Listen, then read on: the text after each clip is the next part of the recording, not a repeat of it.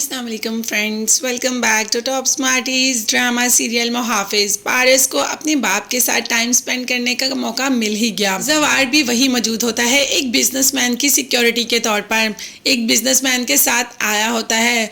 वहां पर देखती तो है उसको पारस पारस जैसे ही जवार से बात करने लगती है तो जवार उसको एटीट्यूड दिखाकर वहां से चला जाता है। मगर हाँ, जैसे ही वो बिजनेसमैन पारस को देखता है तो पारस को देखते ही कह देता है कि मुझे ये लड़की हर हाल में चाहिए, खूबसूरती मेरे हाथों से तो बच ही नहीं सकती।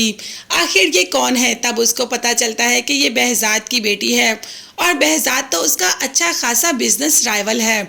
behज़ाद भी वहाँ पर मौजूद होता है तो वो behज़ाद के पास आकर उसी से बदतमीजी शुरू कर देता है।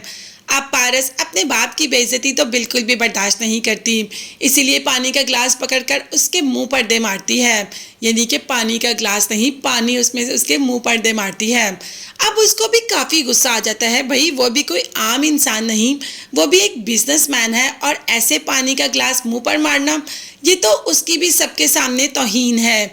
ये सब कुछ जवार देख रहा होता है जो वो भी पास आ जाता है कि वो आदमी एक जोरदार थप्पड़ पारस के मुंह पर मारने ही लगता है कि जवार आकर उसका हाथ रोक लेता है और उसको अपना ही निशाना बना लेता है। हालांकि जवार की को ही उसकी सिक्योरिटी के लिए ही तो कहा गया है। जवार ने उसको सिक्योरिटी प्रोवाइड करनी थी, ना कि उसी को मारना शुरू कर देना था। खैर, अब इस वक्त ये सब कुछ जैसे ही ठंडा पड़ा तो यहाँ से पारस और उसका बाप तो चला गया। अब उन्हें तो बेहद गुस्सा था कि इस आदमी ने ऐसी हरकत क्यों की, मगर पारस के दिल में पता नहीं जवार के लिए एक खास जगह बन गई। तो जाते ही सबसे बड़ा सरप्राइज ये मिला कि खाला आ गई।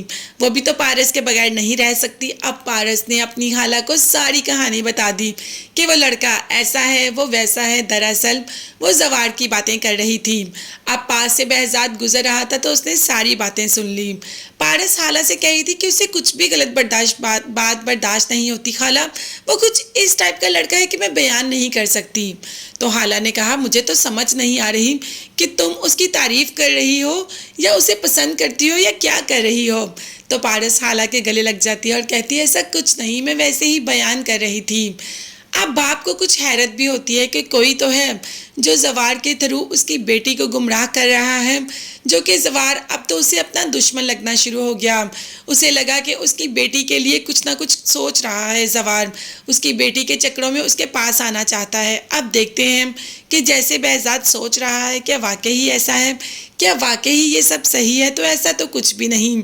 जवार को तो अपनी इस जॉब से भी हाथ धोने पड़े क्योंकि वो अपनी खसलत से बाज नहीं आ सकता। वो दूसरों की मदद करने से खुद को नहीं रोक सकता। ऐसे ही टूटा हुआ बैठा होता है कि बहन की कॉल आ जाती है कि अब्बू की तबीयत। जवार तो एकदम घबरा जाता कि क्या हुआ, जल्दी बताओ। तो बहन कहती है कि अब्बू की तबीयत बिल्कुल भी ठीक नहीं, आप आ जाएं।